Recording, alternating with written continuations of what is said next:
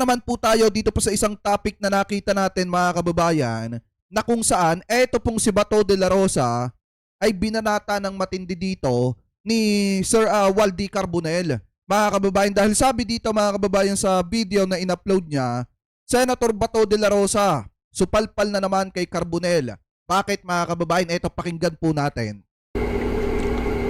Ikinay-credit natin to kay Sir Waldy Carbonell mga kababayan. Sa mga hindi pa nakakapag-subscribe sa kanyang YouTube channel, 4K na lang, 100K na po siya. Suportahan po sana natin mga kababayan. I-play na po natin. Isang mapagpalayang araw po sa atin lahat mga kaibigan. Ito po ang kawal ng demokrasya, Waldy Carbonell. Nagsasabing Bismillahirrahmanirrahim. Alhamdulillah Rabbil Alamin. Assalamualaikum warahmatullahi wabarakatuh. Allahu Akbar. Mga kaibigan, pumapasok na po tayo sa yugto na kung saan umpisahan na po natin ang pambansang debate hinggil po sa impeachment. Ito po impeachment, ito po isang proseso na hango sa saligang batas upang matanggal sa pwesto ang isang halal ng bayan. Halimbawa, ang presidente, pangalawa, vice-presidente, at ganoon na rin po yung mga appointed powers na pareho po ng COMELEC, COA, na hindi po basta-basta matatanggal yan. Ang kailangan po riyan ay impeachment. Ang tawag po sa kanila ay impeachable officials. Wait lang at may ads lang. Anyway, shoutout sa inyong lahat Sa mga hindi pa nakakapag-like po sana natin yung ating live streaming. Mga kaibigan, ay mag-uumpisa po yan sa Kongreso. Ang Kongreso, kumbaga sa Korte, yan po ang pinakapiskalya. Tama. Diyan ilalatag ang complaint, diyan himayin kung mayroong probable cause, at pagkatapos bibigyan po siya ng impeachment proceedings para ipasa ang mga reklamo na yan sa Senado. Ang Senado sa mga tuwid ang siyang magiging huwes. Mga huwes po sila sama-samang pagkilos. Yung mga congressman ay mga... Kaya nga kung makikita nyo mga kababayan, di ba, umiingay ngayon yung sinasabing kudita o rigudon doon po mga kababayan sa Senado na kung saan pinagtatangkan o binabalak na patalsikin mga kababayan sa pwesto etong si Senate President Chis Escudero para daw ipalit etong si Cynthia Villar at nangunguna daw sa pangunguha o panglalagap na mga pirma ay walang iba kung hindi etong si Senator Amy Marcos. So ngayon mga kababayan, kung titingnan nyo kasi, di ba halos katulad ng nangyari doon kay dating Senate President Mig Subire na kung saan may kumalat din na balita pero sinabi na chismis lang. Pero mga kababayan, kung titingnan po ninyo, di ba nangyari din mga kababayan. So dito naman sa nangyayari ngayon na chismis na di umano balita daw na eto daw si Senate President Chis Escudero ay papalitan. Ang makikinabang dyan mga kababayan, kung walang iba, walang iba kung hindi etong si Sara. Bakit? Dahil alam naman natin na yung mga Villar mga kababayan ay kaalyado ng mga Duterte dahil malimit sinasabi ni Sara Duterte na ang nagpapayo sa kanya na kaya pinupunteriya etong si Sara para patalsikin sa pwesto ay walang iba kung hindi etong si Manny Villar. So ngayon, hindi rin may iwasan ng mga kababayang Pilipino natin na isipin na kaya gustong patalsikin etong si Senate President kasi pinaghahandaan yung sa impeachment. Mga kababayan, na kung sakaling matuloy nga naman ngayon at dumating sa Senado mga kababayan, yung impeachment complaint, magsisilbing hukom ang Senado. At dapat mga kababayan, yung mapapaupo doon para wag ma-impeach etong si Sara na Senate President ay walang iba kung hindi dapat kaalyado nitong si Sara Duterte. Pero gaya nga po ng sabi natin mga kababayan, kung wala naman silang sapat na bilang dyan, hindi din mangyayari yan. Dahil unang-una, talagang wala namang ginagawa etong si Senate President Chis Escudero na mga dahilan na possible na kaiinisan ng mga kasama niya. Dahil gaya nga ng sagot ni Senate President, magtrabaho na lang kaysa isipin yung rumors na kumakalat na yon, yung chismis na kumakalat na nagkakaroon ng rigudon o kudita laban po sa kanya para patalsikin siya at ipalit etong si Cynthia Villar. So mga kababayan, kung sakali na magkatotoo man yan, ang makikinabang dyan, kung sakali na magdiretso din etong impeachment itong si Sara, ay walang iba kung hindi etong si Sara. Bakit? Dahil kaalyado po nila, di umano ang mga Villar. Senador. Sa ngayon, sapagkat 23 po ang ating pong senador, kinakailangan meron pong 16 o 16 na senador na sasang-ayon na matanggal ang isang opisyal pareho po ni Vice President Sara Duterte, Senado po magtatanggal niyan. Isa ngayon mga kaibigan, isang senador lang po lumalabas na matino. Ang lahat ng ibang senador ay para po mga rubber stamp o tuta ni Duterte. Yan po ang ating po nakikita dyan. Yan po ang pagbasa ng kawalang demokrasya. Ngayon, ano po itong ating huling mga nakikita? Meron po tayong nakalap na isang pangungusap magmula po kay Senator Bato de la Rosa. Alam po ninyo, yung si Bato de la Rosa ay isang pinakamalaking haligi ng Duterte family dyan po sa Senado. Yan po nananakot ng mga senador, yan ang brabraso, yan ang bubulyaw, yan ang nagkokontrol ng mga media, at meron po tayong nakalap na isang interview sa media sa kagandang loob ni Miss Karen Davila na kanya pong na-interview itong si Bato de la Rosa, at dito po pinapakita na bilang halimbawa ang paninindigan ng mga senador na mga Duterte. Sino-sino po yan? Bato de la Rosa, andyan si Bongo, andyan si Robin Padilla, nandyan si Jingo Estrada, yung kanyang kapatid na si Ejercito, nandyan si Tolentino. Ayan po panay utak Duterte po yan. Lahat sila, ang kanilang dinudiyos ay walang iba kundi si Digong Duterte. Therefore, tagapagtanggol po kay Sara Duterte. Sabi dito, wag iboto yung mga Villar na yan. Kaya nga mga kababayan, di ba kung titingnan nyo, naandudon pa siya sa bagong Pilipinas slate.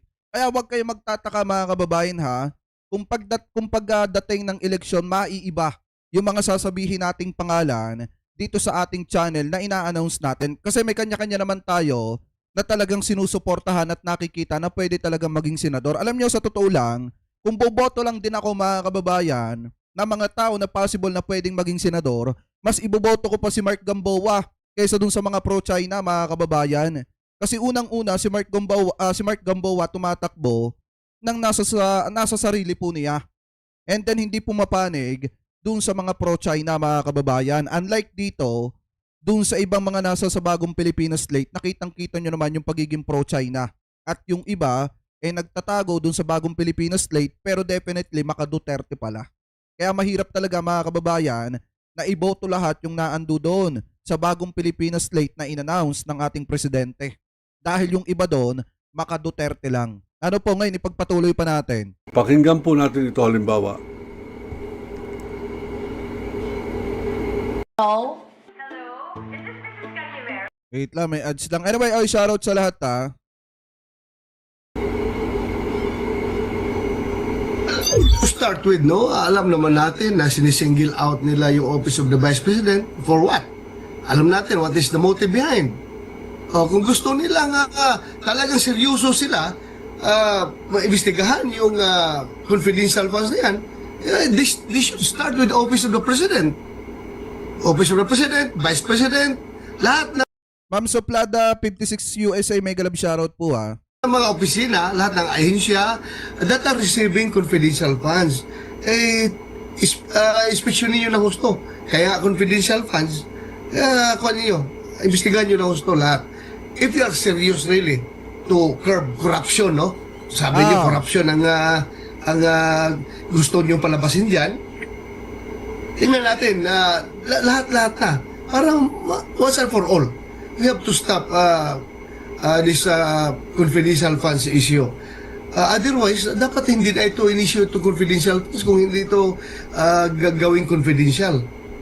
Dapat walain na natin ito. Kung yan ang pinaka pinaka-issue nila na ginagamit. At tanggalin na natin dapat yan. Pero alam mo kung sino makikinabang kung tanggalin natin yung confidential funds na yan, yung mga intelligence funds na yan, ay yung mga NPA, yung mga komunista, yung mga makakaliwa na talagang yan ang nagagamitan ng ating intelligence funds, yung mga kalaban ng Estado. So ngayon, sino ngayon ang nananalo with all this brouhaha? Tumatawa ngayon yung CPP, NPA, NDF dahil ang sarap ng buhay nila ngayon. Free ride sila ngayon sa situation. Kaya ito... Senator. Oh. No, Senator, I wanted to ask you, you were a member of Congress. Bibigyan po natin ng komentaryo itong si Bato de la Rosa. Sapagkat, ang sabi niya, pag binigay na raw yung confidential funds, dapat wag nang busisihin. At pag yan ay bubusisihin, imbestigahin, dapat isama na rin ang confidential funds ng Pangulo at ng iba pang ahensya ng gobyerno. Alam po ninyo, meron po isang Amerikanong philosopher nagsabi nung araw, pag ikaw ay mahina ang iyong utak, ang iyong ulo, ang kokote mo, mas mabuti pang tumahimik ka. Tama. Kaysa sa pag binuksan mo yan, ay masisiguro ng madla na ikaw nga pala ay bobo. At itong si Duterte, mga kaibigan, sa ngayon po sa kawal ng demokrasya, ito po ay hindi naman bobo. Bugok na kung sa baga sa itlog ay mukhang matagal na po nabulok ang utak nito. At siya mismo ay ang mga pangungusap ay panay kabulukan. Hindi ko lang ito mahamon ng debate sapagkat hindi po pantay ang laban. Para po kami naglaban na ako yung heavyweight tapos siya po yung bantamweight. Pagka ang pag-uusapan po yan ay timbang ng utak o timbang ng kaalaman. Bugok ito. Pero pakalatin nyo po itong video na ito at pag kumasayan, pinapangako ko sa inyo na didebatiin ko yan sa public place para malaman na wala siyang abogado, wala akong abogado. Diyan kami sa Plaza Miranda magdebate man to man. Sapagkat yan pong kanyang mga sinasabi na pag nawala raw yung confidential funds ni Sara Duterte ay matutuwa mga NPA, mga komunista sapagkat wala nang gagastusin laban sa kanila. Bugok. Talaga po naman napakabobo. Tayo po ay gumagastos ng napakalaking halaga dito sa kanyang sweldo, allowance, mga pribilehyo. Samantalang ang kanyang sinusukli ay kabugukan ng ulo at ang kanyang loyalty wala po sa taong bayan. Ang loyalty niya ay nandun po sa terorista ng bayan. Ang pangalan ay Rodrigo Duterte. Ganun pa man, dito po natin makikita ngayon sa impeachment. Kung kaya ba ng ating pong mga kababayan manindigan, napakadali naman po yan eh. Tama o mali lang. Tama ba ng isang opisina ng gobyerno ay tatanggap ng 125 million pesos at lahat to lulustayin sa loob lamang ng isang araw o 11 araw? Kanila pong Kasi ang pinag-uusapan dyan mga kababayan kung tama ba yung ginawa ni Sara Duterte nung kanyang opisina na ubusin ang pera ng mamamayang Pilipino tapos hindi ipaliwanag kung saan napunta. Yan po kasi yung pinag-uusapan dyan. Hindi yung sinasabi dito ni Senator Bato de la Rosa na kapag ka naibigay na yung confidential funds mga kababayan, kapag ka inimbestigahan, magagalit, matutuwa at makikinabang yung mga taong labas, yung CPP, NPA, NDF mga kababayan. Hindi po ganoon. Ang ginagawa mga kababayan, kaya iniimbestigahan yan para malaman kung saan ba talaga ginamit ang pera ng mamamayan. Hindi para pasayahin at patuwain mga kababayan etong mga taong labas. Hindi naman sa ganon. Ang pinupunto kasi dito ni Bato de la Rosa, gagamitin niya yung mga taong labas mga kababayan para ilihis yung usapin na dapat panagutan nitong si Sara yung di umano'y maanumalyang paglustay ng pera ng taong bayan. Ngayon ipagpatuloy pa natin. withdraw ang 125 million pesos in cash. Cash po yan. Talagang Ilagay sa binilang po bag. yan ng money counting machine. At nilagay sa 3 malalaking maleta na itim. Mga kaibigan, ito ay hayagan at walang pangundangang panlulustay. At ang sinasabi ni Bato de la Rosa, pag ito ay inimbestiga, dapat imbestigahin din si Marcos, dapat imbestigahin din lahat ng ahensya ng gobyerno na meron pong intelligence funds. Ang Department of Education, wala po dapat intelligence funds yan. Tama. Sapagkat civilian office yan, hindi yan military, hindi yan spy, hindi po yan dapat gumagamit ng confidential funds. Pero sa confidential funds na ito, nakita niya yung hindi ginamit ng Vice President nung araw ni Leni Robredo at naiwan niya ito sa kanyang opisina. Ito po ay withdraw bago po magkatapusan ng December 2022. Ganon 11 araw na lamang. 11 araw, mga kaibigan, ginastos nila ang 125 million. At nung sila po ay inimbestiga dyan po sa Quadcom, ang nag-reveal po nito, ang nagkalat ay mga tao ni Duterte, ni Sara Duterte, nung kanyang sinabihan na wag silang a-attend ng Saka mga kababayan, biruin nyo nung panahon kasi ni former VP Leni, hindi naman sa ipinagtatanggol natin siya. Hindi niya nga talaga inibo, mga kababayan, yung confidential funds at wala din siyang confidential funds nung mga panahon na yon. Tanging pinagtsatsagaan lamang po niya yung kanyang budget na kahit maliit, mga kababayan, ginagamit niya para makapagpatayo ng mga eskwelahan na makakatulong sa maraming kabataan. Kaso nga lang ang problema nung nasilip siguro nitong si Sara Duterte nung siya ang naging sekretary ng DepEd, mga kababayan, talagang nung nasilip niya na may na pwede pala magkaroon ng confidential funds, yung opisina niya, mga kababayan, na OVP at itong DepEd, mga kababayan, doon niya sinamantala. At ang pinakamasaklap dito, nung ginastos nila, mga kababayan, sa loob ng 11 days. Yun yung hindi talaga, kung iisipin nyo, talagang ganun-ganun na lamang lapastanganin at ubusin yung pera ng taong bayan. Tapos ngayong tinatanong sila at dapat silang magpaliwanag, hindi nila maipaliwanag at hindi nila masagot ang itinatanong ng taong bayan kung saan napunta at kung saan dinala at kung ano yung accomplishment. Yan po kasi ang ikinagagalit ng taong bayan ngayon. Naakala siguro ni Sara Duterte, the more natatanungin siya dyan, ginigipit, pinupolitical harassment. Walang ganon. Tinatanong lang siya, mga kababayan, kung saan napunta ang pera ng taong bayan na dapat naman talaga niyang sagutin. congressional hearing, sinubpi na po sila ng Quadcom at sila po ay umattend.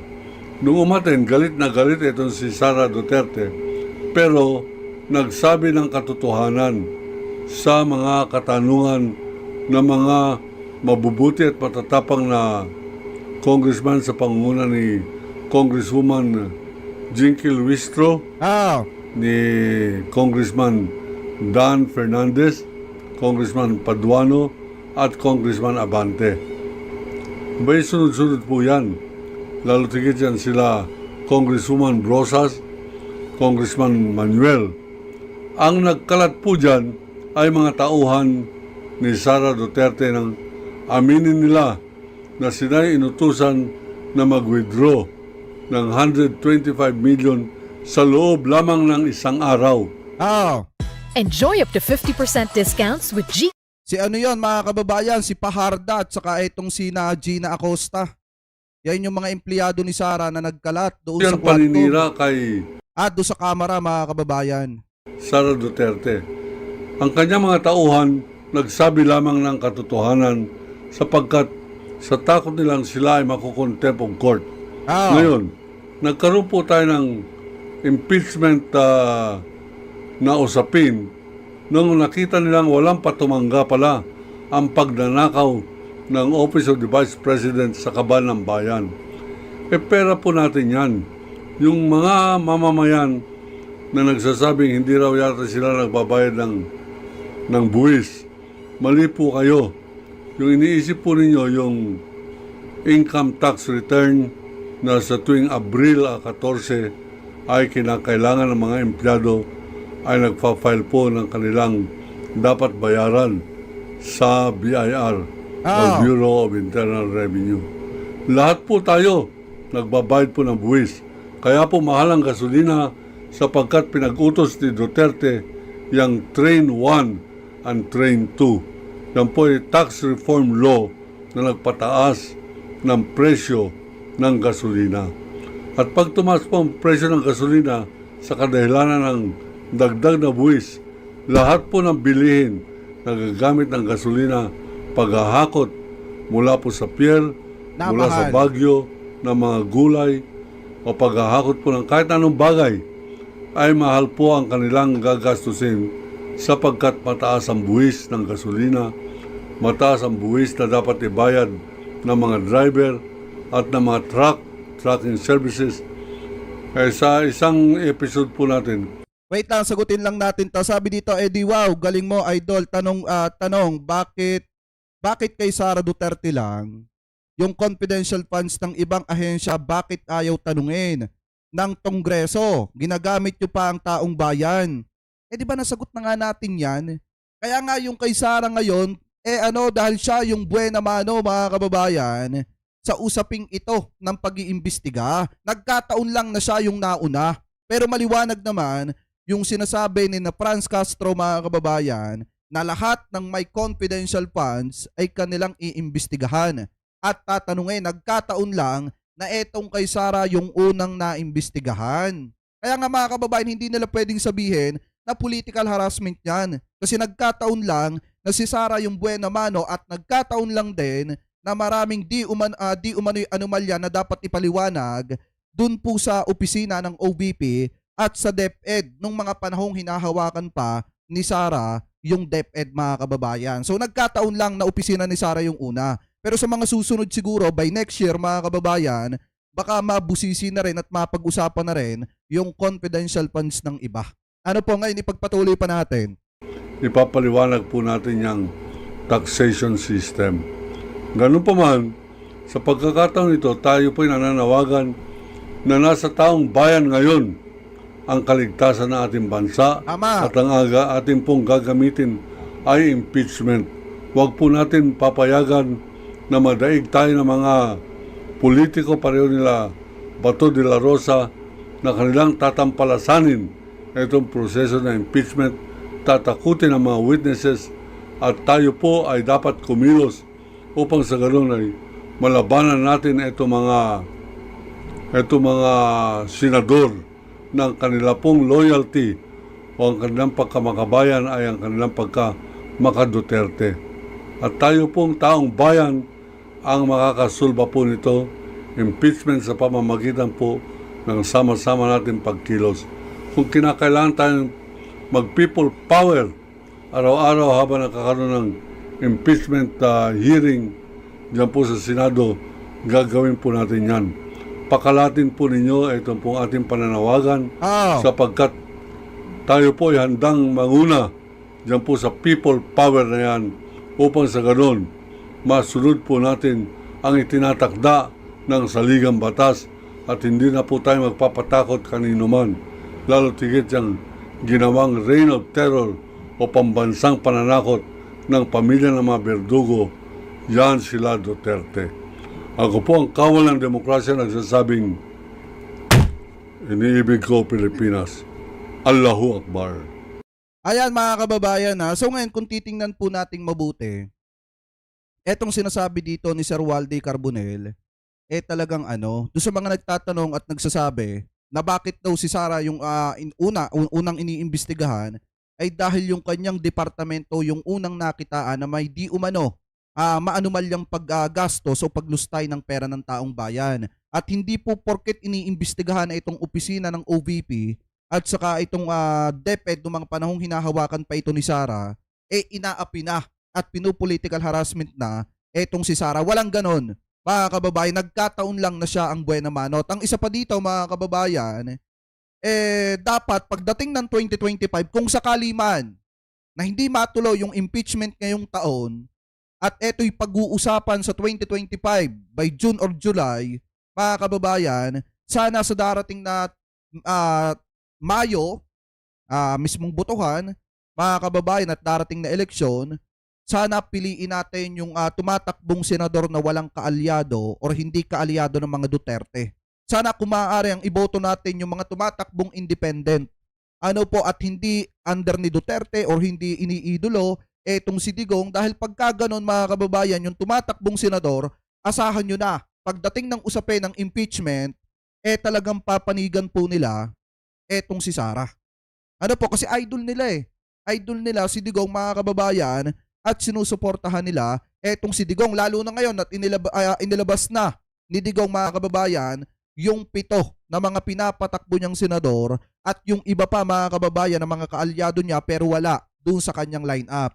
Maging matalino po tayo pagdating ng eleksyon, mga kababayan, at wag na wag kayong magpapasilaw. Hindi porket artista, iboboto nyo na. Kawawa ang taong bayan. Sana matuto na tayo kay Robin Padilla. Ano po, kawawa ang mamamayang Pilipino. At sana ang iboto natin yung iniisip at agresibo, mga kababayan, at aktibo sa usapin ng teritoryo ng Pilipinas. Dahil kapag pro-China yan o pro-Duterte yan, asahan nyo na.